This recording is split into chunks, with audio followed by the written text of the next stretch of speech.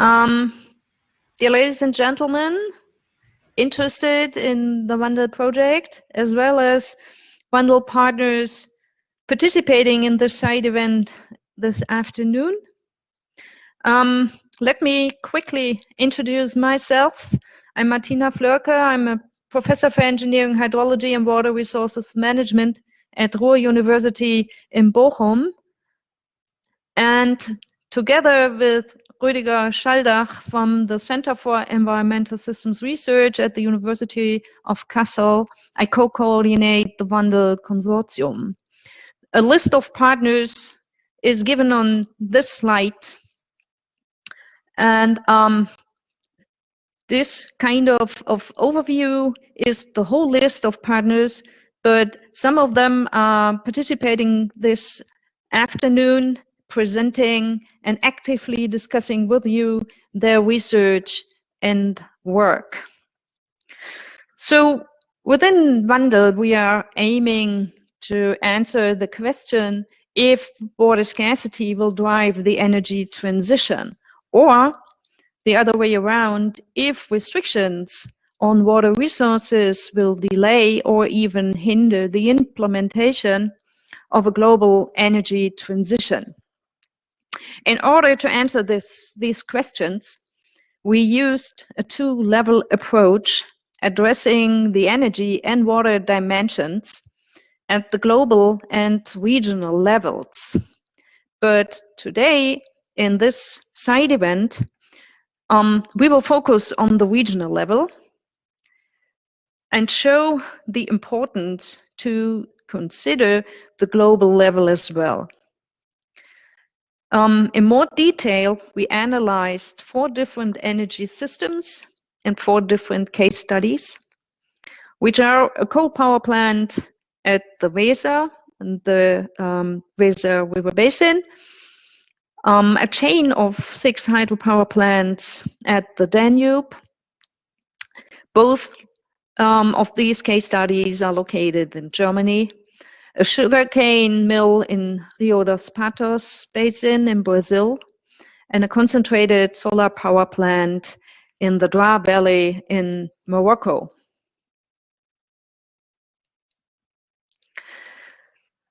The talks that you can listen to today, and also the discussion that we would like to get in touch with you this afternoon, is provided on this last slide in terms of the scientific objectives and the implementation into practice.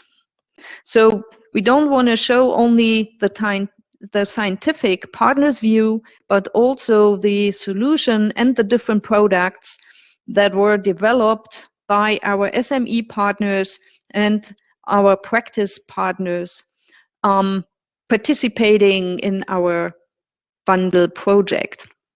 So the German case studies will be presented by Professor Stefan Theobald, Fachgebiet Wasserbau und Wasserwirtschaft. He is from the University of Kassel, and he will be he got input from the KIMA team, our SME partner, both working closely together. The second case study that we would like to present is the Brazilian one, with a scientific partner, the United Nations University in Bonn, represented by Yasmin Campos Ceballos, and our practice partner from Embrapa, Dr. Vinicius Boff-Buffon. The Moroccan case study will be presented by Dr. Julia Terrapon-Pfaff. She is from Wuppertal Institute. Unfortunately, our practice partner, Menares, could not make it today and participate.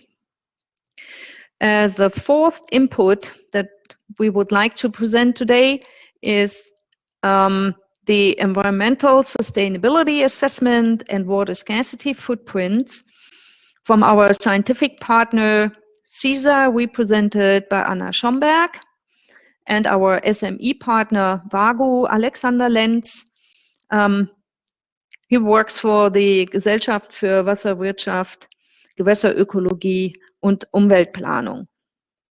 So I'm happy to have all these partners here this afternoon, and I'm looking forward for having a fruitful discussion.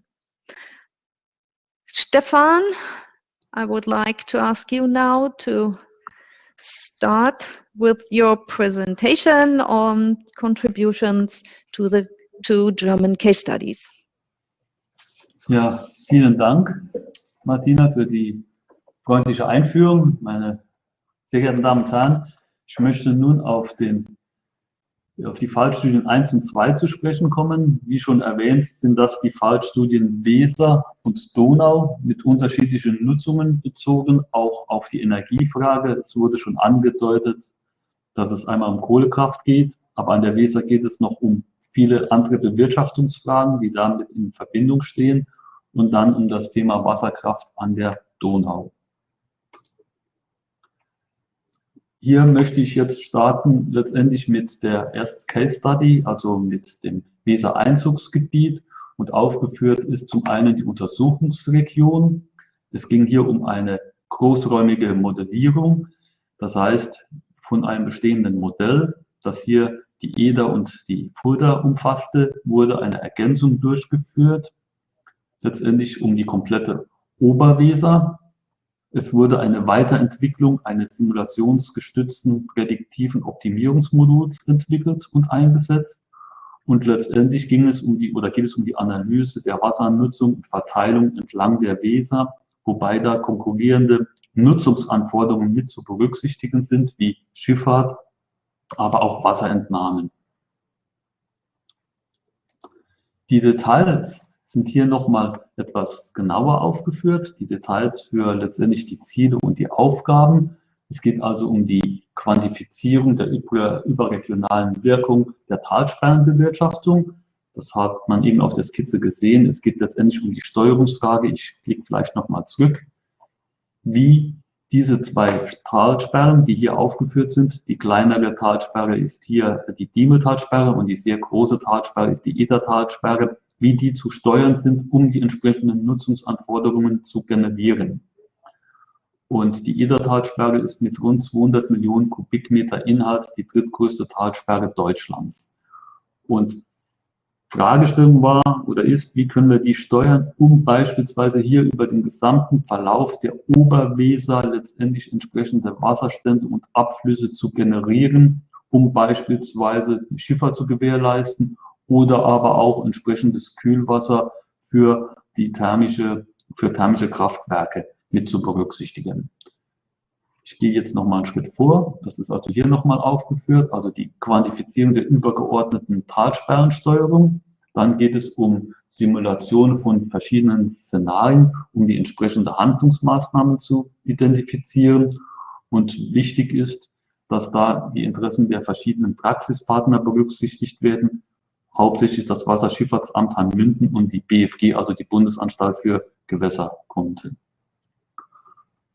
Es wurde eine Evaluierung der Steuerungskonzepte durchgeführt und letztendlich wurde dieses Decision Support System, was wir schon vorher entwickelt haben, nochmal erweitert. Und dies wurde auch letztendlich den Praxispartnern zur Verfügung gestellt. Sie sehen hier nochmal ein Detail dieses Modells oder letztendlich die Struktur des Modells, wo man erkennen kann, wie das Ganze abgebildet ist mit den zwei Talsperren, ihr Verlauf von, sieht man überhaupt meinen Cursor sieht man nicht, wo man dann letztendlich jetzt erkennen kann, wie das ganze Modell dann erweitert wurde um die Oberweser, sodass wir letztendlich einen Abschnitt von 405 Kilometer haben. Jedes Modell sollte kalibriert werden, also es sollte eine Überprüfung stattfinden, wie gut das Modell mit Naturdaten übereinstimmt. Und hier sehen Sie einfach mal für verschiedene Orte und für verschiedene Abflusssituationen einen Vergleich zwischen der Simulation, das sind die roten Linien, und die blauen Linien, also der beobachteten Abflüsse. Und hier sind, wie gesagt, verschiedene Stationen aufgeführt, Pegel an der Diemel oder auch an der Weser. Und man kann erkennen, dass diese Übereinstimmung doch sehr zufriedenstellend ist. Somit haben wir ein Werkzeug, das die Hydrologie, die Hydraulik entsprechend gut abbildet. So, was sind dann jetzt so Bewirtschaftungsfälle, mit denen wir uns beschäftigen? Da geht es um Vorgaben an verschiedenen Pegeln, zum Beispiel unter Strom von Münden, um beispielsweise bestimmte Abflüsse einzuhalten oder Wasserständen. Und daraus erfolgt dann über das Prinzip der prädiktiven Regelung eine Vorgabe der Abflüsse an Eder- und Diemeltalsperre. Das heißt, man will in der nächsten Zukunft, die nächsten Tage bestimmte Abflussverhältnisse an der Oberweser einstellen und das können wir jetzt mit unserem Tool dann sehr gut durchführen. Wir können also dann, wie hier aufgeführt, mal Abflussströme für die Schifffahrt darstellen, aber auch letztendlich Wasser für andere Nutzungen vorhersagen und entsprechend einstellen. Natürlich ist es wichtig, die unterschiedlichen Zeithorizonte mit zu berücksichtigen, die unterschiedlichen Füllstände der Talsperren und natürlich auch die unterschiedlichen Bedarfe zu sehen. Da werde ich nachher noch mal kurz drauf eingehen. Und als nächstes sehen wir dann beispielsweise mal ein Ergebnis einer solchen Optimierung. Hier war die Vorgabe, das sieht man an der blauen Linie und an der roten Linie gestrichelt, wo an verschiedenen Stationen entsprechende Abflüsse einzuhalten sind. Und das Ganze wird dann realisiert durch eine gekoppelte Talsperrensteuerung.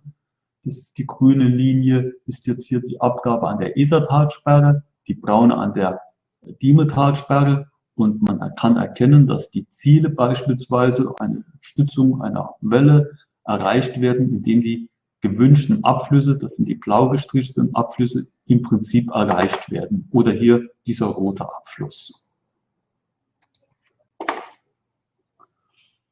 Wir haben dann über das Kurzzeitsteuerung natürlich uns auch nochmal Ergebnisse angeschaut. Das ist hier unten aufgeführt über längerfristige Betrachtungen. Und für das Kohlekraftwerk an der Weser ist es so, dass ein relativ geringer Wasserverbrauch vorliegt, also von lediglich knapp 2 Kubikmeter pro Sekunden, sodass diese Entnahme relativ unkritisch ist. Natürlich muss man, was wir jetzt nicht berücksichtigt haben, die Temperatur mit berücksichtigen. Das sind aber andere Fragen. Wir sind jetzt hier bei der Wassermengenbewirtschaftung. Kritischer ist es aber nachher die Wasserverfügbarkeit für den Mittellandkanal. Hier ist es so, dass 8 Kubikmeter prinzipiell zur Verfügung gestellt werden sollen.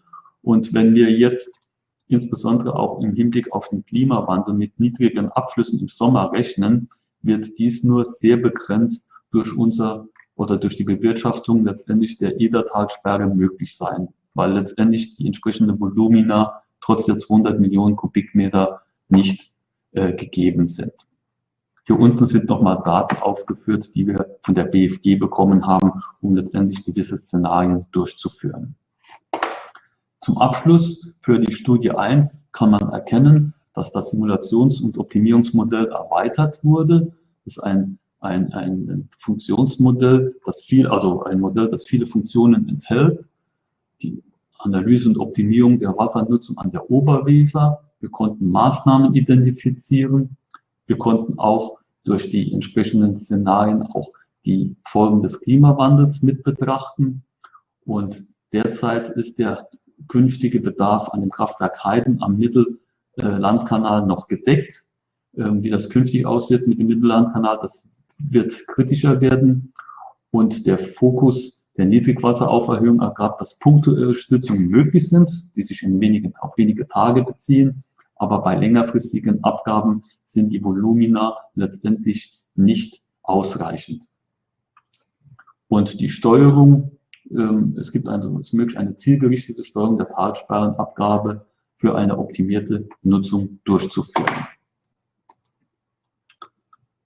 Ich würde jetzt gerne zur zweiten Fallstudie kommen. Da geht es um das Thema Wasserkraft. Hier geht es um 6 Staustufen an der oberen Donau mit einer Ausbauleistung von über 50 MW. Hier geht es natürlich darum, auch multikriterielle Ziele mit zu berücksichtigen. Das ist die Stromerzeugung, aber auch der Hochwasserschutz. Und natürlich war ein Fokus die Optimierung der Stromerzeugung, also die Erhöhung der Wassernutzungseffizienz und damit verbunden auch letztendlich eine sichere Bewirtschaftung. Das heißt, es wurde ein Trainingssimulator entwickelt. Das wurde von der Firma Kima durchgeführt. Also hier gab es schon, wie angedeutet wurde, eine enge Kooperation mit dem Industriepartner Kima und eine sehr enge Kooperation mit dem Kraftwerksbetreiber LEW. An dieser Stelle möchte ich noch mal gerade ein paar Anmerkungen machen zu Wasserkraft und letztendlich zu den verschiedenen Energieträgern. Hier verweise ich auf eine Studie von der Uni Hamburg-Harburg von Professor Karl Schmidt, die gerade im Jahr 2020 jetzt publiziert wurde. Und ein wichtiges Thema mit Klimawandel ist natürlich das Thema auch Klimaschutz und CO2-Emissionen. Und er hat jetzt untersucht, letztendlich, wie viel CO2 pro Kilowattstunde Erzeugung benötigt wird bei den verschiedenen Energieträgern. Und er hat, das ist ähnlich vergleichbar mit den Untersuchungen von Anna Schomburg, die ja den Wasserfußabdruck für die Energieträger untersucht hat, natürlich auch die verschiedenen Komponenten mit berücksichtigt, die Kraftwerkserstellung, Transportkosten, Installationen, der Betrieb, aber auch Recycling. Und hier hat er dann die entsprechenden Sachen publiziert und man sieht dann, man kann es sehr gut erkennen, die Wasserkraft ganz unten rechts mit einem sehr geringen Anteil von 2 bis 50 Gramm CO2-Äquivalent pro Kilowattstunde elektrischer Stromerzeugung. Und wenn man sich die anderen Energieträger anschaut, dann stellt man schon fest, dass da doch ein höherer Bedarf an oder höherer Ausstoß an CO2 wirklich erkennbar ist. Natürlich, wenn wir dann auf die fossilen Energieträger gehen, Erdgas, Steinkohle und Braunkohle, ist das natürlich eine ganz andere Klasse. Aber es fällt auch schon auf, wenn man auch PV, Wind und Biomasse sieht, wenn man sich da reinzoomt, dass man da schnell auch nochmal Faktor 3, 4 oder 5 hat gegenüber der Wasserkraft. Nochmal zurück zum Untersuchungsgebiet. Hier die Wasserkraftanlagen der oberen Donau. Das sind 6 Stauanlagen. Wir sehen die jetzt in der Draufsicht und auch im Längsschnitt. Und wir haben dann mal untersucht, wie kann man da jetzt gegebenenfalls mehr Energie erzeugen. Mit dem Schwellbetrieb laufen noch Untersuchungen. Und es wurde dann jetzt zum Beispiel auch andere Betriebsweisen mit untersucht, indem man zum Beispiel mehr eine Abflussvergleichmäßigung durchführt, um die Stellantriebe zu schonen. Da kam dann raus, dass wir dann zwar eine gleichmäßige Stromerzeugung haben, aber letztendlich der Gesamterzeugung liegt gleich. Würden wir das Stauziel etwas erhöhen können, was momentan der Konzession nicht vorgesehen ist, würde es eine minimale Erhöhung der ganz generellen Stromerzeugung ergeben. Man hat ja da den Einfluss der Oberwasserstandserhöhung, aber auch den Rückstaueffekt, was man mit berücksichtigen muss aber auch Sicherheitsaspekte mit berücksichtigen. Also das sind so die Ergebnisse, wo wir sagen können, das läuft eigentlich gemäß der Konzession schon relativ optimiert.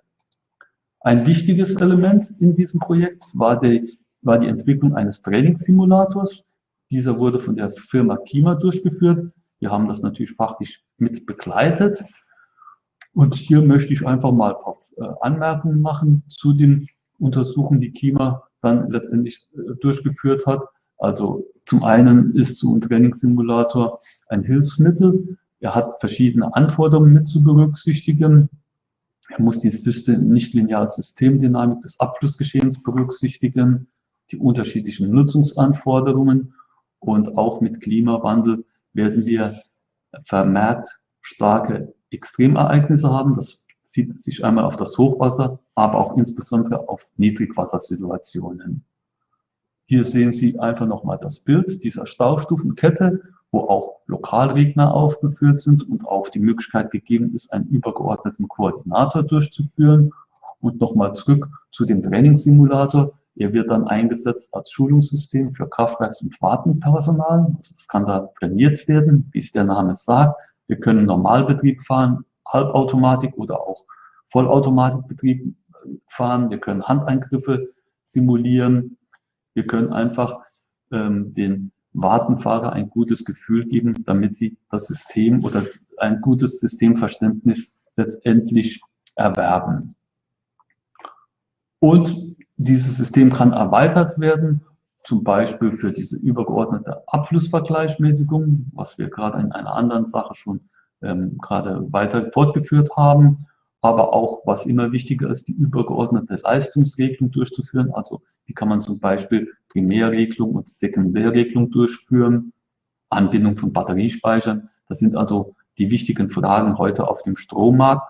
Das können wir alles mit integrieren und testen. Und dann sehen Sie gewisse Schaubilder.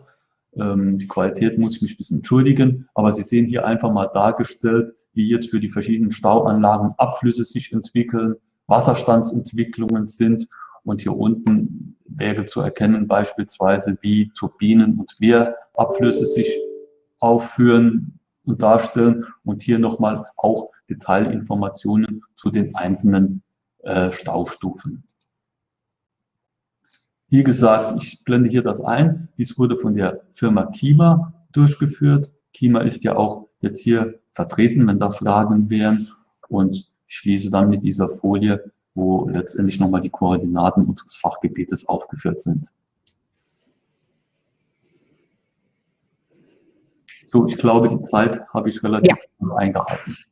That's okay. Thank you, Stefan, for your presentation and providing the overview of the work that has been done in the 2 German case studies. Also, many thanks to Kima for their contribution in terms of the product that has been generated, which is, by the way, also being available at the WANDEL marketplace in form of a video. Please join.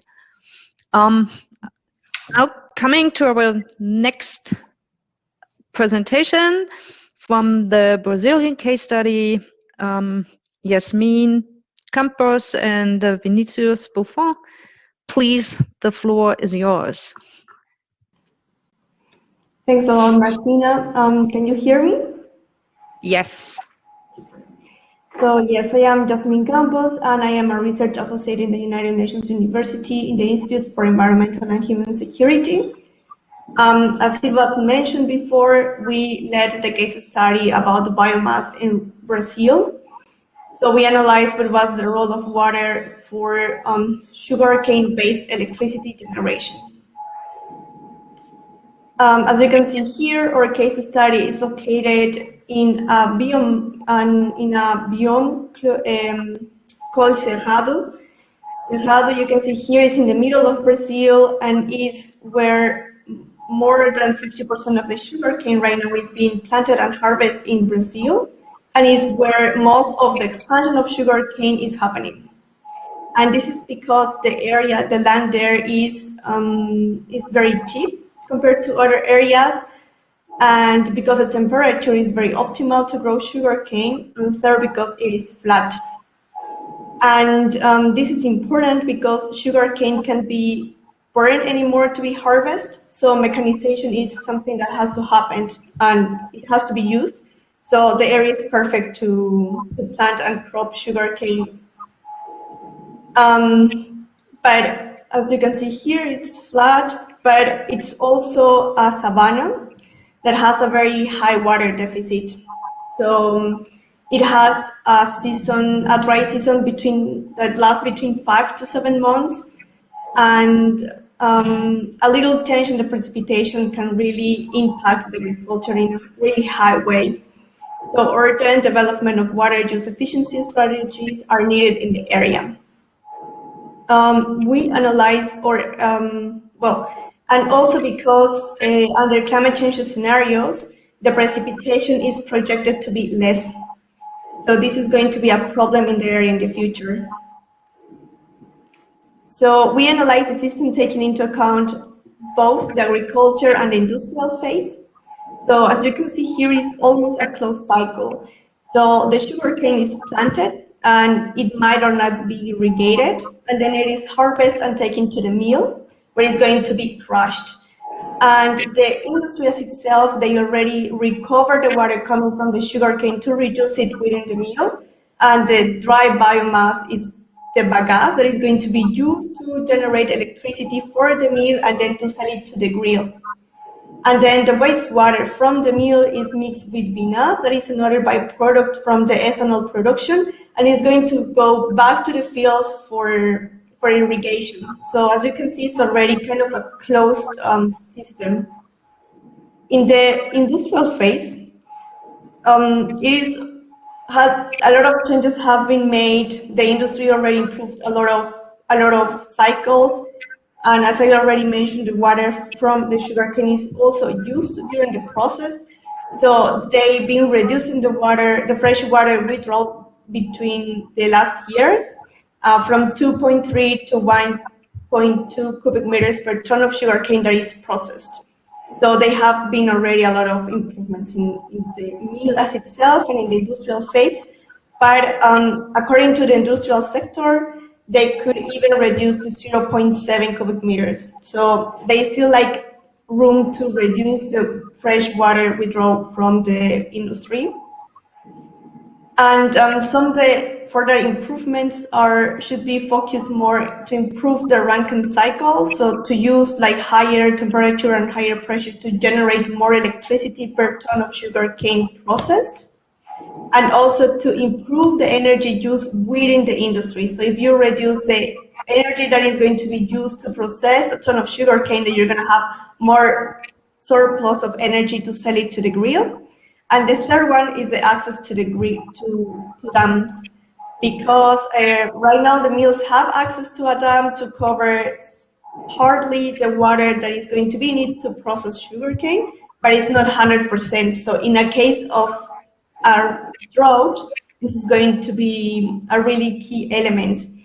So from this point of view, we can say that the industrial phase of the sugarcane processing for electricity generation is very low vulnerable.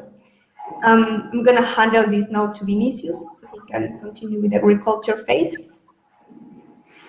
Hello, can you hear me? Yes. Okay, I'm Vinicius Buffon. I'm a research scientist at Embrapa, which is the agriculture research institution for Brazilian agriculture. And I'm going to talk a little bit more on the agricultural phase of the sugarcane industry. As you saw in the industrial phase, there is still room for improvements, but not much. On the opposite hand, in the agricultural phase, there is lots of room for improvements, as any agricultural management practice that increases yields affects directly the efficiencies. At Embrapa, our work is very directed to develop new production systems, more sustainable production systems, and we call them verticalized systems. And the idea here is that through increase of crop yield, we can reduce the amount of area that will be demanded for total sugarcane demand, therefore increasing crop yield, which means verticalizing production. We reduce the amount of area exposed to drought. As Jasmine has already said, the Cerrado's environment is a savanna type environment with 5 to 6 months of very intense rainfall, followed by 6 to 7 months of virtually non-rainfall at all. Sugarcane is tolerant to a certain amount of water deficit, but we don't want sugarcane just to survive in that environment. We want it to produce as more efficiently as possible. So at certain degree, there's no other way to improve crop yield than offering or reducing the water deficit in the region. So the most sensitive parameter to affect crop yield is certainly reducing water deficit. And that's why Embrapa has led a lot of effort on improving production systems, not only for the dryland sugarcane, which represents 99.9% of sugarcane area, but also developing a new production system, which is the irrigated production system, where a controlled water depth system applies, and therefore we can increase production and efficiencies. Brazil still have a lot of agricultural area.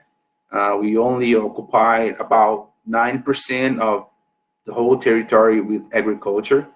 Out of that 9%, less than 1% is occupied by sugarcane. So, and there is also more than 120 million hectares occupied by pastures, which could be later converted to sugarcane area without the need of any expansion over native vegetation. Brazil also has abundant fresh water availability. However, several basins, as the example of Rio dos Patos Basin, where this study has been carried out, there's already restrictions. So expanding an irrigated system will deeply rely on very good water management.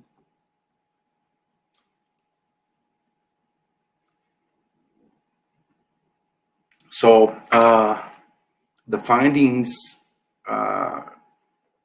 we came about in terms of agricultural vulnerability is that if we develop drought monitoring and early warning systems for drought, farmers could be more prepared and adjust their production systems to survive during that period. Another opportunity is improving the drought insurance. Nowadays, we do have drought insurance, but they're set to such a low yield that even the worst drought event we had in the past decades would not reach the threshold that would trigger the insurance to the farmers. So virtually we have no proper drought insurance. And in addition to that, as we intend to increase the controlled depth irrigation system, access to dams is key. Without small dams being built, there is no extra water available in the Rio dos Patos basin without affecting the sustainability of the environment. So any increase in irrigated areas should be considering the access to new dams. Here you can see the direct water footprint in 3 different production systems in 2 scenarios. The first scenario is the 2010 scenario. As you can see in the rain-fed production system in 2010, most of the water footprint comes from the agricultural phase. You don't see the industrial blue water footprint because it's a very thin line in the top of the big green bar. It represents exactly what it is. The water footprint coming from the industry is virtually negligible compared to the agricultural evapotranspiration that accounts for the green water footprint. As we move to the salvage irrigation scenario, which represents most of the sugarcane cerrado production systems nowadays. What is the salvage irrigation? Right after harvesting the sugarcane, you apply a single irrigation of about 40 millimeters to allow sugarcane to reshoot and grow again. You can plant sugarcane and keep harvesting it for 6, 7, 8, 10 years. It's gonna reshoot every time you cut it.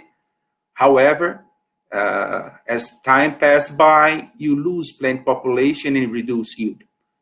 Because we harvest the sugarcane in the middle of the dry season, if there's no enough water for sugarcane to reshoot, its lifespan is gonna drop from 6 to 7 years to 2, 3 years at most. So after 2, 3 years, you have to replant sugarcane. So salvage irrigation is key to make the system sustainable in the cerrados. So, and as you can see, as you move from rain-fed to salvage irrigation production system, you reduce a little bit of water footprint at the expense of a little bit of blue water footprint. If we move from salvage irrigation to control depth irrigation, it's actually not full irrigation, but depth control irrigation, we can reduce total water footprint at the expense of more irrigation, which means more blue water footprint. This is the 2010 scenario. And as we developed a more sustainable production system, we moved to what we call the Embrapa's Enhanced 2019 water footprint, which encompasses the application of every technology we've been developed to increase yield and sustainability. We could reduce water footprint in rain-fed system by about 30%, and also salvage irrigation.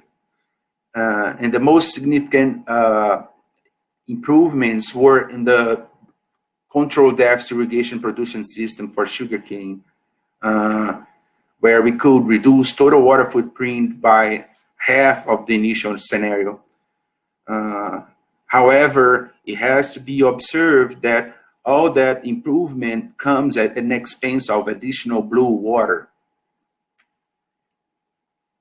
And we cannot forget that any additional blue water in the system requires a very well coordinated and rational management of water resource.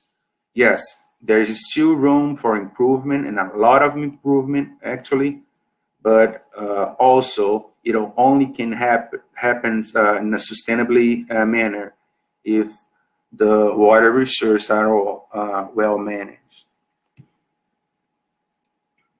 And this is it. Thank you very much for your attention. All right. Thank you, Jasmine, and thank you, Vinicius, for this interesting talk about the industrial and agricultural processes, everything around and beyond sugarcane, bagasse, electricity production, and water use. The next case study that we are presenting now is the Moroccan case study, and Julia Terrapon-Pfaff from the Wuppertal Institute will guide you through this case study. Julia, the floor is yours. Yes, thank you, Martina. Can you hear me now? Can you speak louder? We can hear you, but... Okay. Yeah, then I'll start. Scream. I would like, as said, present the case study we did in the Dra Valley in Ouarzazate, Morocco. And we did the case study together with the University of Osnabrück mainly, and I'm presenting today also on behalf of my colleagues Peter Fiban and Sibella Ersoy, and our Moroccan partner Minares, who unfortunately cannot be here, but who supported us very much in the implementation of the case study.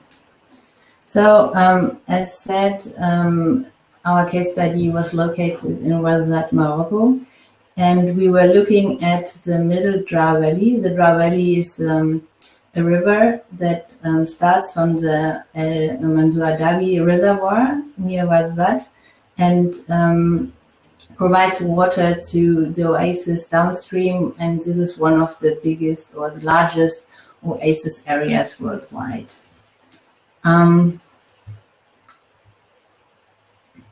And next to the oasis, next to the reservoir, there's also one of the largest solar power plants located, Noa Ouarzazate. And Noa Ouarzazate consists of 5 solar installations, and the first one, Noa 1, is a concentrated solar power plant with wet cooling, which means that it needs significant amounts of water. And as you can see in the picture, it's mainly located in the desert. The other solar plants, Noa 2 and 3, are equipped with dry cooling, which means they need significant less amount of waters, as well as the other 2, which is a solar tower and a PV plant, which also only need very small amounts of water.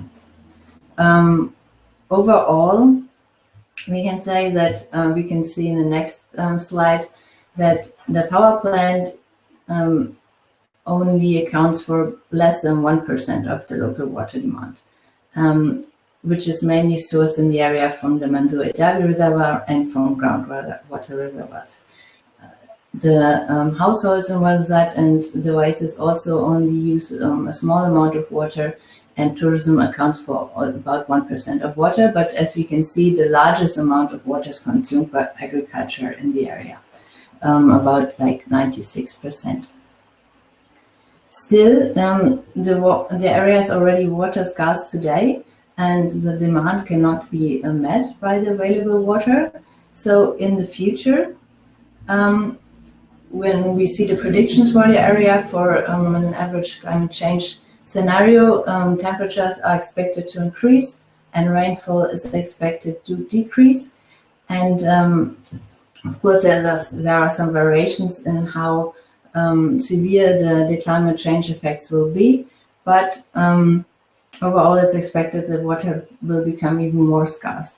And if the water becomes more scarce, also the use of the power plant can become more critical, especially if the people, the local population, can't fulfill their needs, and then is water used for power generation, and the power is used in urban centers at the coast and not mainly locally.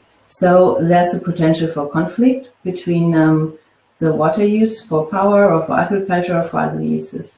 And in this setting, we located our case study in the context of the water energy nexus. We conducted 3 stakeholder workshops, 2 in 2018, one where we developed in a participative approach scenarios together, and in the second we looked at water saving measures, what would be preferred water saving measures, and in the last one, which was mainly designed by the University of Osnabrück and our colleague Tobias Landwehr, we discussed governance strategies, how these measures could potentially be implemented, because we only do research, we don't implement the measures, but how we discussed with them which would be the best way to implement them. So, giving a few details on the workshops. In the first one, as I said, we designed scenarios together with the stakeholders. So why did we do that? Because we know for the water supply, there are existing scenarios for different climate change developments, there are different water supply scenarios. Then we also know the water demand for energy generation But what we don't know for the future is how will the local demand develop in the agricultural sector, in terms of population development, how much water will be needed, and economic development.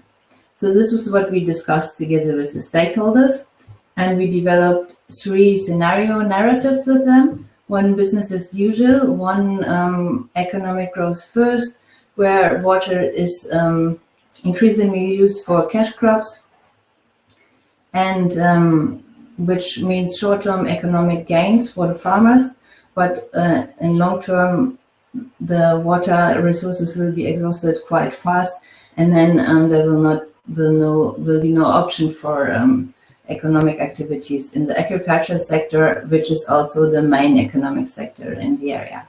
And then we had one scenario which we call growing sustainability, where efficiency measures and conservation measures are implemented, and for example, less water-intensive crops are planted, and so on. So we had a spectrum of scenarios, and then my colleague Sibel modeled these scenarios with WEEP. So we not only had the qualitative narratives of the scenarios developed with stakeholders, but we also put some quantitative information behind these scenarios. And as you can see, the dotted line is the capacity of the reservoir, and the straight line is the use of the demand from the reservoir.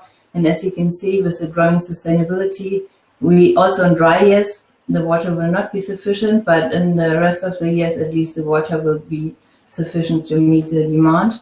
But for the business as usual and the economic growth first scenarios, this will be more critical. It doesn't mean that this has to be these years, the dry years can also be in reality other years, but this shows just that the frequency of unmet demand will significantly increase if we continue as today. Then in the next workshop, we thought, okay, then let's discuss with the stakeholders what would be the measures to save water, what would be their preferred measures. And in the first step, we discussed with them what are the criteria to evaluate these measures. So is it cost, is it how much water is saved, is it matching cultural, traditional lifestyle and agricultural practices, and so on. And then we discussed it with different stakeholder groups. So in the end, we got a set of weights which represent the preferences of the different stakeholders, for farmers, for administration, for civil society groups. And as you can see here, for farmers, the blue one, the costs are an important aspect. For administration, it's cost and water saving measures. And the color is different here, but for the civil society group, unsurprisingly, like social acceptance and matching cultural practices was most important. But that's okay that the preferences are different and also reflect maybe some expectations. But then if we modeled we applied the multi-criteria analysis, and then it was shown that on average, the same water-saving measures were ranked as preferable, recommendable alternatives for the different preference ratings. So this helped the discussion with stakeholders to see that also they have different priorities. The measures that should be implemented first are nearly the same and mainly address the agricultural sector, which was also kind of expected because it's the biggest water user in the area. So, and as said, in the third workshop, we discussed governance strategies together with the stakeholders, first in general, and then the applicability to implement the different measures. And these included, for example, best practice guides, benchmarking, establishing an office for exchange or for information, and so on. If you have more questions regarding the measures later on, maybe also my colleague Tobias Landwehr can answer the details on the governance strategies. So coming to this was a bit what came out of it, and we really tried to engage as much as possible with the stakeholders, and what they said that they got out of this research workshops was that on the first hand, of course, they saw that it's really important to work interdisciplinary if you want to address the water energy nexus, and that you consider the relevant stakeholders, because water energy nexus is often just discussed as theoretical concept or in academia or international development scene. But the people who are actually affected in their daily lives by the water energy nexus are often not heard in the discussions. So this was important for them, that they were also part of this. And then they said they had learning effects in terms of long-term thinking and dynamic thinking, like because often plans are not made with an outlook so far in the future. And also they mentioned that they really enjoyed discussing the future with different actors, because in rural Morocco, this kind of exchange between very different fields doesn't take place usually. Also, so usually a local farmer is usually not heard directly by the administration. And so this workshop allowed them to discuss really with different groups.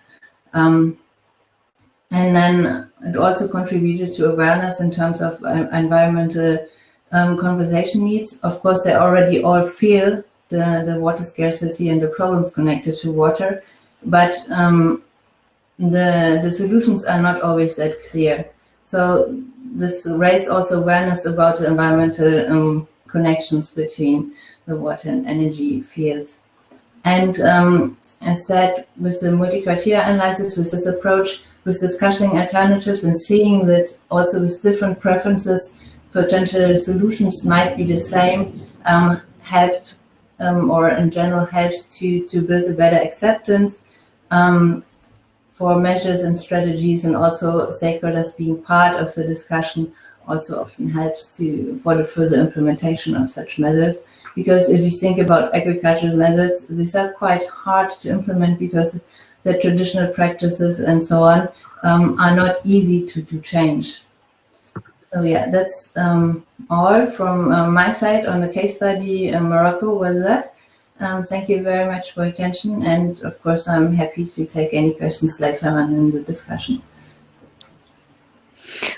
Thank you, Julia, for providing this overview on the work that you, together with the stakeholders and other WANDEL partners, did in the case study Morocco. So now we are coming to our last presentation on the environmental sustainability assessment and water scarcity footprint.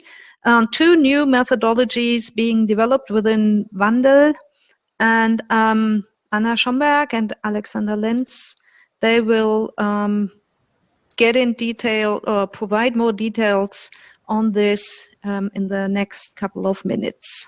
Thanks. So. Ja, vielen Dank, Martina, für die einführenden Worte. Ich darf Sie nun herzlich willkommen heißen zu dem letzten Vortrag in dieser Runde, der sich nochmals exemplarisch mit der Fallstudie 1, dem Kraftwerk Heiden, beschäftigen wird.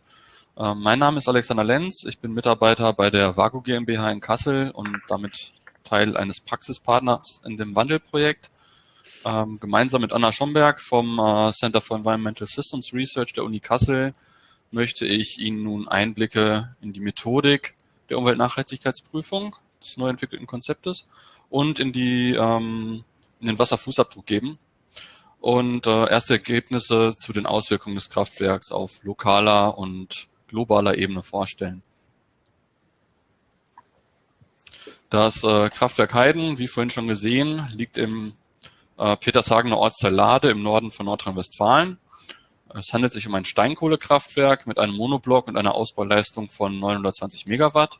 Und zur Kühlung verwendet dieses Kraftwerk Wasser aus der Weser bzw. aus einem Schleusenkanal, der an die Weser angeschlossen ist. Ursprünglich war vorgesehen, Umweltverträglichkeitsprüfungen, kurz auf Deutsch UVP, für alle 4 Fallstudien zu erarbeiten und mit Hilfe von deren Ergebnissen die Umweltauswirkungen der verschiedenen Kraftwerke miteinander zu vergleichen. Solche Umweltverträglichkeitsprüfungen werden im Allgemeinen genutzt, um Auswirkungen menschlicher Prozesse oder auch Projekte zu erfassen und zu bewerten und stellen letztlich eine Art Entscheidungshilfewerkzeug für die Politik dar. Sie basieren überwiegend auf verbal-argumentativen Darstellungen potenzieller Auswirkungen von einem geplanten und noch nicht umgesetzten Prozess bzw. Projekt. Während der Projektbearbeitung offenbarten sich jedoch diverse Mängel, die mit der Erarbeitung derartiger UVP in dem Projekt Wandel einhergehen würden. Und zwar, um mal ein paar zu nennen, wäre da erstens, dass die betrachteten Kraftwerke ja bereits gebaut sind und einige auch schon seit mehreren Jahrzehnten in Betrieb sind.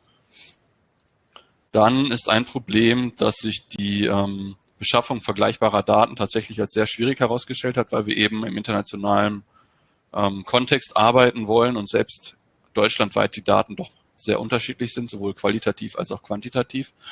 Ein weiteres Problem war, dass sich auch für die Vergleichbarkeit von diesen 4 völlig verschiedenen Kraftwerken an doch sehr unterschiedlichen Standorten anhand von verbalen Argumenten letztlich die Vergleichbarkeit einfach als sehr schwierig erwiesen hat.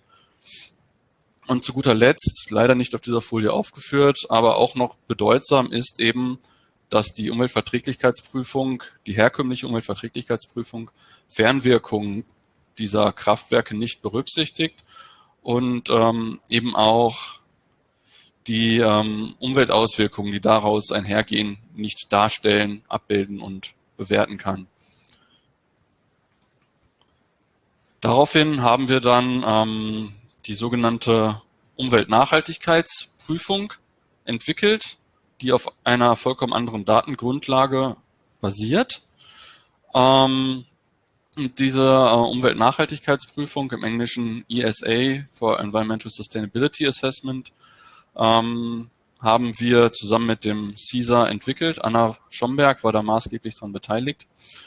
Und diese UNP dient der Bewertung der Nachhaltigkeit anthropogener Prozesse und deren vorgelagerter Prozessketten vor dem Hintergrund potenzieller globaler Umweltwirkungen und ist eine Schnittstelle zwischen der klassischen UVP, also der Umweltverträglichkeitsprüfung, und wissenschaftsbasierten Nachhaltigkeitsindikatoren, die wir dafür herangezogen haben. Sie kombiniert bereits vorhandene Nachhaltigkeitsindikatoren aus der Lebenszyklusanalyse, also aus dem Lifecycle Assessment, wie es auf Englisch heißt, dem LCA. Und dafür greift sie auf bereits vorhandene Datenbanken zurück, um auch die Vorketten von den einzelnen Kraftwerken bzw. dem Betrieb und der Bauphase berücksichtigen zu können. Ja, und Details über die genutzte LCA-Methodik und über den Wasserfußabdruck des Kraftwerks Heiden wird Ihnen nun Anna Schomberg vom CISA geben. Und abschließend wird sie die Ergebnisse der genutzten Indikatoren aller 4 Fallstudien einmal einander gegenüberstellen. Vielen Dank, Alex. Bin ich zu hören? Ja. Sehr gut. Ich mache direkt weiter, um Zeit zu sparen. Und zwar geht es jetzt darum, Alex hat es ja eben schon vorgestellt, die UNP ist unsere Lösung, die uns eingefallen ist. Und es ist aber ganz, ganz wichtig, dass diese UNP eben als Ökobilanz durchgeführt wird. Ich möchte ganz kurz erläutern, wie wir das gemacht haben. Der erste Schritt dafür ist immer eine Sachbilanz, also eine Input-Output-Analyse unserer Fallstudien. Und im zweiten Schritt erfolgt eine Wirkungsabschätzung mit Hilfe sogenannter Midpoint-Indikatoren. Da haben wir diese 5 Indikatoren ausgewählt in Anlehnung eben an die klassische UVP. Und im letzten Schritt erfolgt eine Bewertung mit sogenannten Endpoint-Indikatoren. Davon wurden 2 ausgewählt in Anlehnung an die klassische UVP. Und so haben wir eben ein Paket von 7 Indikatoren, mit dem wir sehr umfassend unsere Fallstudien bewerten können. Wie funktioniert es jetzt, dass diese UNP die Verbindung zwischen den Fallstudien und den globalen Impacts ist? Dafür gucken wir uns hier rechts im Bild einmal das Systembild für unsere Fallstudie Heiden an. Und wir sehen da, dass wir nicht nur die Elektrizitätsproduktion vor Ort betrachtet haben, sondern eben auch vorgelagerte Prozesse. Und die hauptsächlich wichtigen sind einmal die Konstruktion oder die Herstellung der Materialien, die für das Gebäude und die Einrichtungen an sich benötigt wird. Und auch vor allen Dingen die Förderung der Kohle, die ja eben besonders wichtig ist bei einem Kohlekraftwerk. Und diese Dinge passieren ja eben nicht vor Ort in Petershagen, sondern eben irgendwo auf der Welt. Und das ist eben ein entscheidender Punkt. Wir können jetzt eben die Impacts vor Ort und die Auswirkungen irgendwo auf der Welt berücksichtigen. Wir sind in Wandel noch ein Schrittchen weitergegangen und haben unsere zugrunde liegenden Ökobilanz-Datenbanken erweitert. Wir haben nämlich 7 Rohstoffe, die in Wandel eine wichtige Rolle spielen, regionalisiert. Das heißt, wir können genau sagen, wo auf dieser Welt dieser Rohstoff wahrscheinlich herkommt. Und das haben wir durchgeführt für Aluminium, Eisen, Lithium, Kupfer, Kohle, Phosphat und Zement. Da hat eine Analyse im Vorfeld eben gezeigt, dass die besonders wichtig sind in Wandel. Alle unsere Ergebnisse sind immer gruppiert um den Wasserfußabdruck herum, denn der Wasserfußabdruck hat als einziger der gezeigten Indikatoren eine räumlich explizite Bewertungsmethode. Bei Wasser ist es ja ganz wichtig, wo auf der Welt man das verbraucht, ob in einer trockenen Wüste oder in einem wasserreichen Einzugsgebiet. Und die Bewertungsmethode nimmt das eben mit auf und kann das eben ganz genau ausweisen. Beim CO2 zum Beispiel wäre es ja egal, wo auf der Welt das jetzt ausgestoßen wird. Die Auswirkungen sind immer ungefähr dieselben, beim Wasser eben nicht. Und deswegen nutzen wir den Wasserfußabdruck auch, um unsere Ergebnisse räumlich explizit darzustellen. Ich werde auf das Konzept des Wasserfußabdrucks jetzt aufgrund der Zeit nicht im Detail eingehen, sondern das kann man sich auf dem Wandel-Marktplatzstand angucken. Da gibt es ein ganz ausführliches Video zu unserem Konzept und auch allen Ergebnissen. Hier jetzt nur so viel, der Wasserfußabdruck der Fallstudie Heiden ist also der physische Teil, hier dargestellt in Litern pro Kilowattstunde. Der hat eben einen ganz, ganz kleinen Anteil für die Bauphase und einen sehr großen Anteil für die Betriebsphase. Davon sind 1,95 Liter pro Kilowattstunde werden vor Ort verbraucht. Das ist der Evaporationsverlust aus dem Kühlwasser und 4,23 Liter pro Kilowattstunde werden irgendwo auf der Welt verbraucht. Und diesen Anteil wollen wir uns jetzt nochmal hier etwas genauer angucken.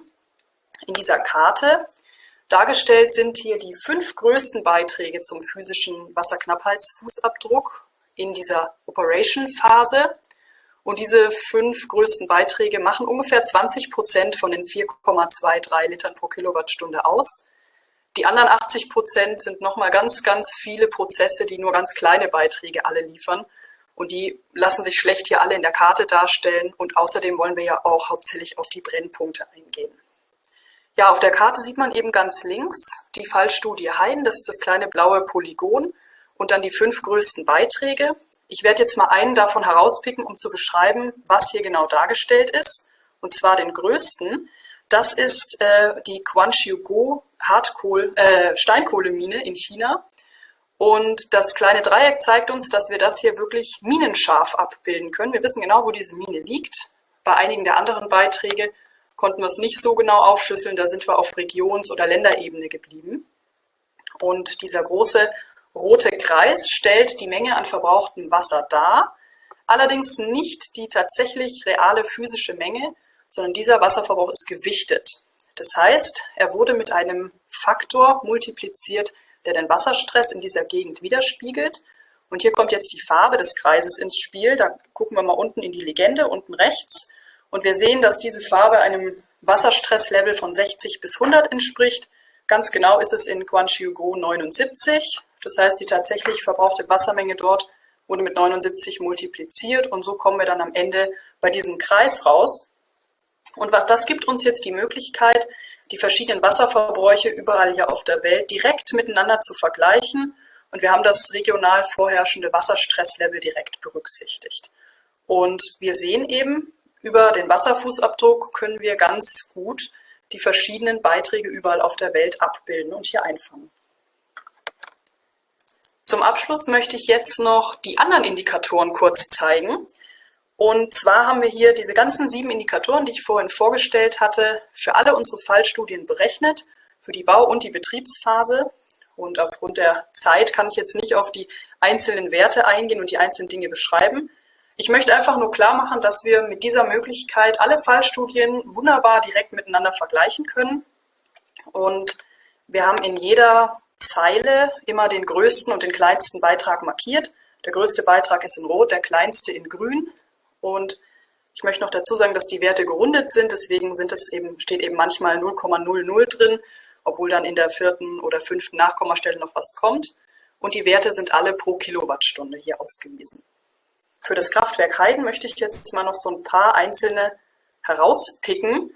Zum Beispiel sehen wir in der Bauphase, dass das Kraftwerk Heiden eigentlich sehr gut dasteht. Es ist auf Platz 2, was die Umweltauswirkungen angeht. Diesen nächsten Beitrag hier, den möchte ich überspringen aufgrund der Zeit und direkt übergehen zur Betriebsphase. Da zeichnet sich ein bisschen ein anderes Bild. Da schneidet die Fallstudie Heiden insgesamt am schlechtesten ab. Das liegt eben an dem Kohleinput, hat da die schlechtesten Umweltauswirkungen. Allerdings beim Wasserfußabdruck nicht. Das sehen wir hier unten an 5. Stelle. Und das zeigt uns hier, dass es ganz wichtig ist, neben dem Wasserfußabdruck auch noch andere Umweltauswirkungen zu berücksichtigen. Der Wasserfußabdruck allein kann eben nicht alle Fragen beantworten. Und eine Sache ist noch ganz interessant. Ich habe ja schon gesagt, die Ergebnisse hier sind pro Kilowattstunde ausgewiesen. Und in der Betriebsphase ist der Energy Footprint eben bei 3,3 Kilowattstunden und es wird aber nur 1 Kilowattstunde produziert. Und ich denke, das ist auch nochmal ein ganz interessantes Ergebnis aus der Fallstudie Kohle. Dann komme ich damit schon zur Zusammenfassung. Beim Wasserfußabdruck hat sich eben gezeigt, dass die Bauphase nur ungefähr 2,5% des gesamten Wasserknappheitsfußabdrucks ausmacht und eben die Betriebsphase der große Anteil ist. Die Fernauswirkungen haben hauptsächlich mit Bergbauoperationen überall auf der Welt zu tun. Und was den Wasserfußabdruck angeht, schneidet die Fallstudie Heiden im Vergleich mit den anderen relativ gut ab, liegt eben sozusagen auf dem 2. Platz. Deswegen, hatte ich schon gesagt, ist es wichtig, auch noch andere Umweltauswirkungen mit einzubeziehen. Das zeichnet ein bisschen ein anderes Bild, denn da liegt die Fallstudie Heiden auf dem letzten Platz. Da sind die Umweltauswirkungen des Kohleverbrauchs eben deutlich zu sehen. Ja, damit bin ich dann schon am Ende angekommen und hoffe, dass ich ein bisschen Zeit wieder reinholen konnte und dass wir jetzt noch Zeit haben für eine schöne Diskussion. Vielen Dank. Well, yes. Thank you, Anna. Thank you, Alex, for this interesting talk about these new methodologies being developed within WANDEL, which also show first the merger and the comparison of the different case studies, but as well the link to the global study or to the global scale, which is of importance in terms of the Taylor connections and the input or the impacts from the system, from that energy system somewhere else in the world. Okay, now we had all the input from the different speakers. We heard a lot about the different case studies and the methodologies. And I would like now to invite all those who are participating in this side event this afternoon for a joint discussion and would like to open the Q&A. So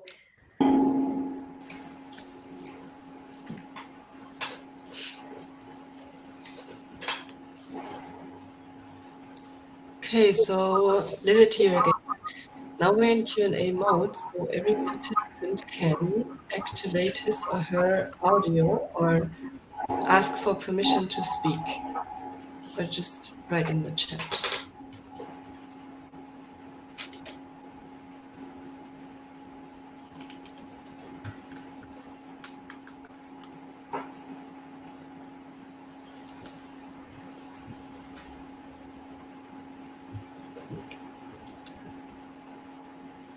no one outside there?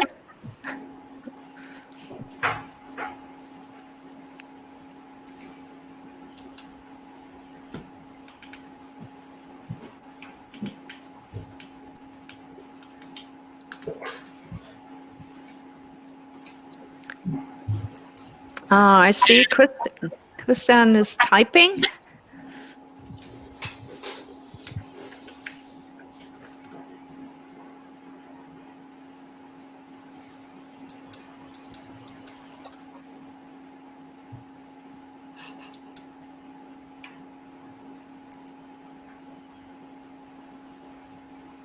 Okay. There was no specific question from Christian. If there was no specific question regarding the presentations or going beyond, then I would like to stimulate the discussion a little bit. And I would like to ask the participants, because now today we have heard quite a lot about solutions in thinking about water use efficiencies, in thinking about efficiency or water reducing measures.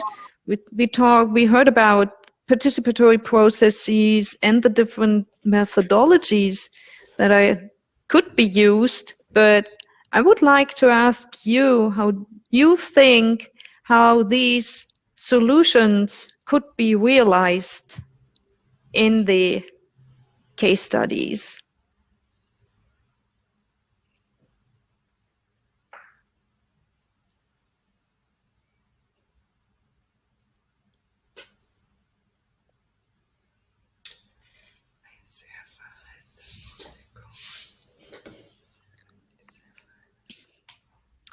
So what would be your answer then?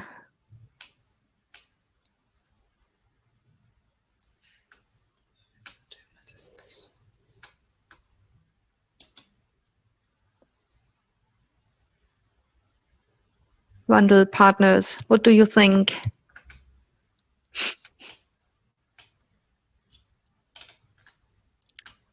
Vinicius, you are one of those who are very close to the owners of the sugarcane mill, and I will know that Embrapa is already working, and you in particular are involved in thinking about solutions. So what is your experience from, let's say, getting some sort of research results and how to implement?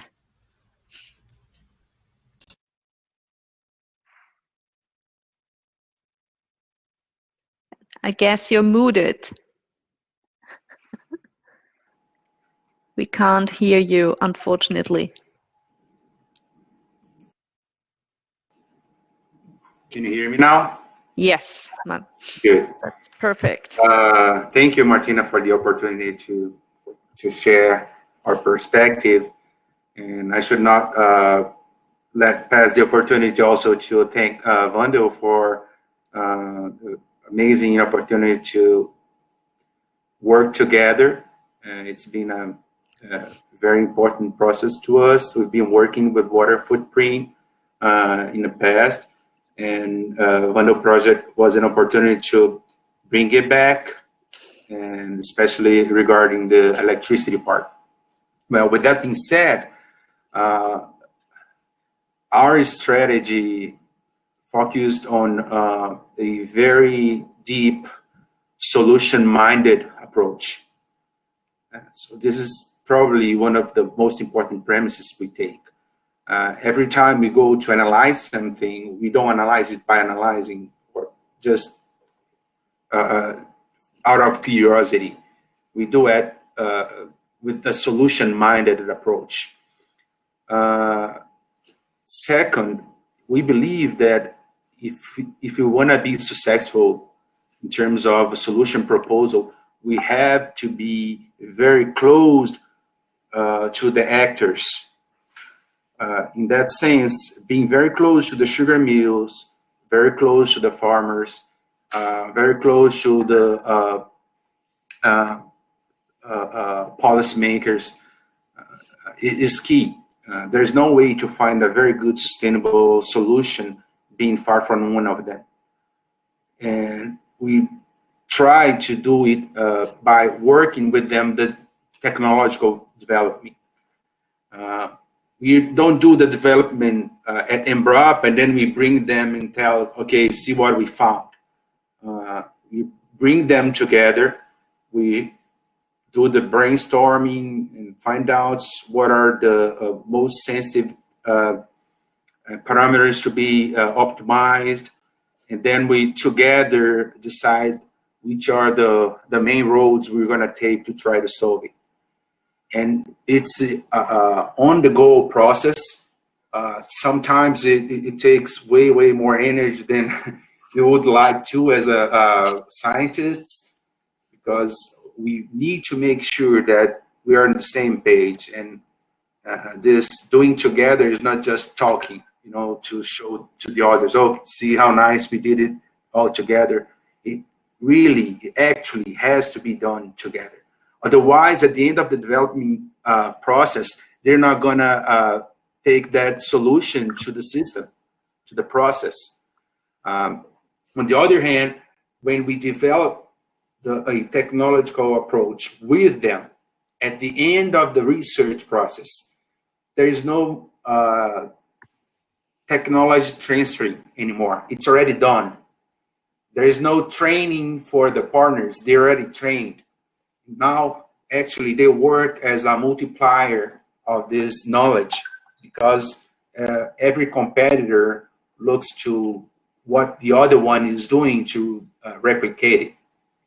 Okay, this is our perspective regarding technological development and sustainability development. The other part of the process is one that, as a research scientist, we cannot do much because it regards to the economical process. And for instance, we believe that payment for environmental services should be more developed. So if the society wants a more sustainable system, they also should be part of paying for it. A lot of the more sustainable opportunities, they are not always the more economically beneficial opportunities for the ones that are producing. So I believe society has a very important role in that. What we can do as a research scientist is giving metrics, giving comparable numbers to show the society how worth it is. Each new technology, new approaches, so we can support the development of a reasonable system to calculate what will the environmental service be worth of paying.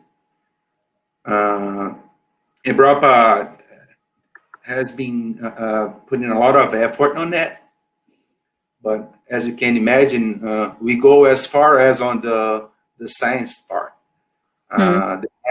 creating calculators for that. We have done that for successfully for the sugarcane industry.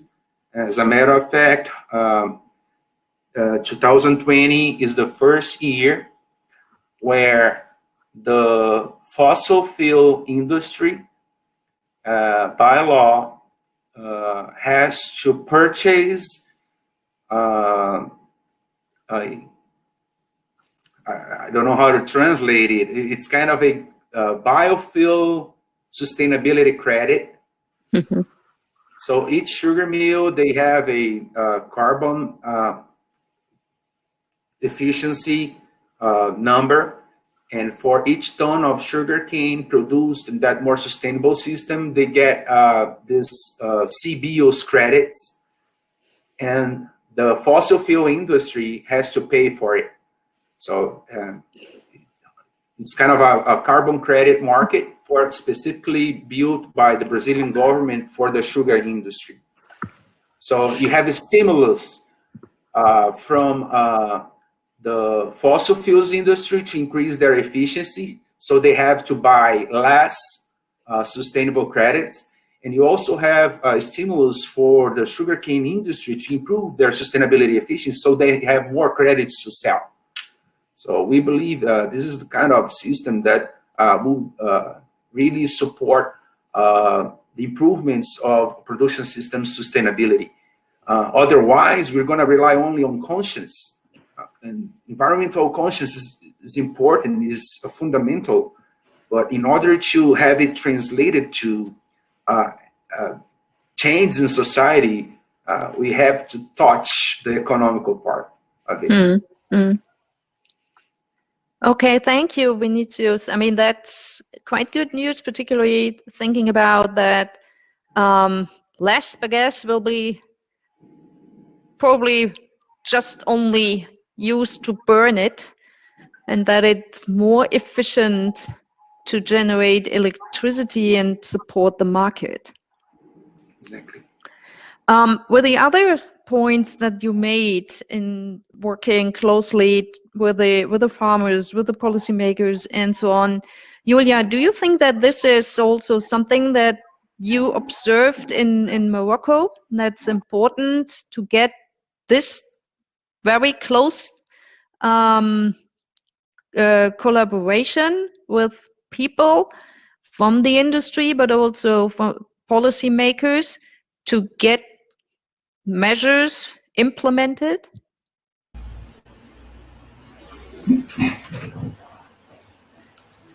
Yeah, thank you for the question, Martina. Yes, I think, of course, it's important to involve the stakeholders if you want to implement the measures successfully. But for Morocco, it has to be said that for funding and for like structural changes, this is very centrally organized. So this, for example, for subsidies for improved irrigation and so on, this cannot be organized locally. So there's a limit to working with local stakeholders in Morocco. It helps for the acceptance and for being aware of the problem, and maybe for them to inquire what options there are. But for like deep changes in the structure in Morocco, this would have to come from the centralized government and then going down to the provinces and so on. But as I said, the stakeholders really appreciated the opportunity to exchange among each other, because this is not a common or like concept. This is that is applied in the rural decision making. For example, from the rural administration in the framework where they can make decisions, they usually don't exchange with such a wide range of stakeholders. But these stakeholders are also affected, so they appreciate it very much to get the opportunity to exchange their opinions on this. Okay, thank you for the Moroccan view. Stefan, wenn wir jetzt daran denken, die Ergebnisse produziert von eurer Seite, die Umsetzung jetzt, sagen wir mal, siehst du da mehr als eine Hilfestellung zu geben? Der Trainingssimulator ist ja jetzt schon mal ein Produkt, was dann auch direkt vom Auftraggeber übernommen werden kann. Wie schätzt du die Möglichkeiten ein, dass die Ergebnisse auch in den Prozess einfließen und somit mal als Lösung auch genutzt werden können?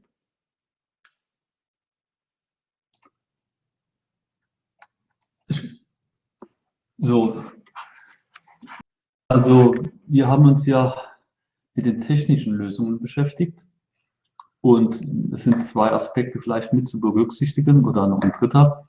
Das erste ist, bei den Fallstudien werden diese Elemente, die wir entwickelt haben, von den Praxispartnern genutzt. Das heißt konkret, bei der Weser wird dieses erweiterte Modell, das wurde übergeben an die BFG, wird dort weiter genutzt, und es sind ganz konkrete Überlegungen jetzt auch entstanden, darüber hinaus weitere Nutzungen durchzuführen und sogar auch Transferobjekte zu generieren. Und bei dem Trainingssimulator ist es so, der ist auch verfügbar gemacht worden bei dem Kraftwerksbetreiber.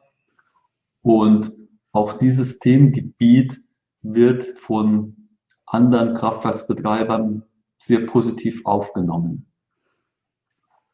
Also das heißt, es gibt da konkrete Überlegungen thematischer Art, das auch an anderen Stellen zu implementieren. Und das ist eigentlich schon ein sehr schönes Zeichen, weil es einfach zeigt, dass da ein Gebiet oder Gebiete weiterentwickelt wurden, die einen praktischen Nutzen haben, weil es ja um konkrete Untersuchungen geht, die jetzt anstehen, losgelöst von der BMBF-Förderung. Das ist richtig. Bedeutet ja letztendlich auch, dass man sagen kann, das ist ein Erfolg transdisziplinarer Forschung? Würde ich schon so sehen, auch wenn es jetzt vielleicht transdisziplinär ist natürlich ein weites Wort. Wort. Das kann man natürlich schon mal sagen, die Disziplinen des Wasserbaus, des Bauingenieurwesens verbunden mit der Automatisierungstechnik sind natürlich immer noch im technischen Bereich. Ja. Aber es ist schon damit zu sehen. Also es ist jetzt nicht nur eine Einzellösung, sondern es ist schon eine Zusammenarbeit, absolut, die das Ganze zum Erfolg gebracht hat. Anna und Alex, oder hauptsächlich Alex jetzt mal an dieser Stelle, denkst du, dass die Umweltverträglichkeitsprüfung quasi abgelöst werden könnte durch so eine Lösung, die die Nachhaltigkeit mit berücksichtigt? Prinzipiell können wir uns das durchaus vorstellen. Ich glaube, es ist aber noch ein ziemlich weiter Weg dorthin, weil eben einfach diese Datengrundlage, die wir jetzt benutzt haben über das CISA, einfach nicht allgemein verfügbar ist und nicht gerade die kleineren Büros, die solche Umweltverträglichkeitsprüfungen ja auch durchführen aktuell und die dann zukünftig womöglich auch diese Umweltnachhaltigkeitsprüfung durchführen könnten oder müssten, eben nicht unbedingt den Zugriff auf solche Datenbanken haben, um an diese ganzen Hintergrundinformationen zu kommen, die man eben benötigt, um die Fernwirkungen und die Nachhaltigkeit letztlich wirklich beurteilen zu können anhand von vergleichbaren Zahlen, Fakten und konkreten Werten. Also das ist schon noch erstmal ein Hemmschuh. Das denke ich schon. Also es ist natürlich zum einen mit einem gewissen technischen, logistischen Aufwand verbunden für kleinere Unternehmen, eben auf diese Datenbanken zuzugreifen, und auch das Know-how muss natürlich dann erstmal vermittelt werden. Ja, und letztlich ist es aus meiner Sicht ein gewisser politischer Schritt, der natürlich auch erstmal erforderlich ist, um einfach den Fokus mehr auf die Nachhaltigkeit zu lenken, als es aktuell ohnehin ja schon eigentlich auch der Fall ist. Vielleicht ein Kommentar von meiner Seite dazu. Sehr gerne. Ja. Also ich denke, was Sie sagen, ist zutreffend. Es wird, glaube ich, die Umweltverträglichkeitsprüfung in dem räumlichen Feld mit Sicherheit weitergeben.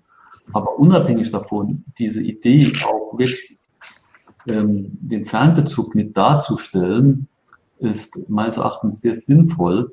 Und es wird dann vielleicht nicht bei jedem einzelnen Objekt das durchzuführen sein, aber wenn es um Ausrichtungen geht für Energieträger und das in vielleicht in aggregierter Form, ist das natürlich schon ein wichtiger Zusatz. Also das denke ich, sollte man schon berücksichtigen. Also kein Ersatz, keine Substitution der Umweltverträglichkeitsprüfung, aber eine additive Maßnahme vielleicht in einem aggregierten Zustand, wenn man sich jetzt mit Kohleenergie beispielsweise beschäftigt oder auch mit anderen Energieformen, ohne jetzt alle aufzählen zu wollen. Deshalb glaube ich, ist das schon ein sehr interessanter Aspekt und finde ich schon gut. Ja, ich glaube auch, dass es sagen wir mal, von der Forschungsseite sicherlich auch ein wesentlicher Aspekt ist, gerade wenn man über Energiewende spricht, das auch wirklich so zu beleuchten, dass man die verschiedenen Umweltauswirkungen, seien sie vor Ort oder seien sie halt auch irgendwo in der Welt, dass man diese diesbezüglich mit berücksichtigen muss. Ja. From the participants of this side event, do you have any questions or notes, comments?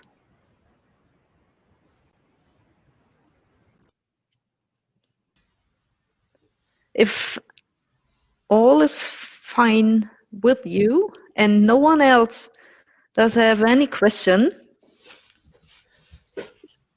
I guess the participants are maybe overwhelmed. There was a lot of content, and there is the chance to ask you questions later, all of you, because, for example, they're very invited to join the networking lounge at the platform to schedule meetings or to ask questions one by one. And of course, they're also going to see you on the live event.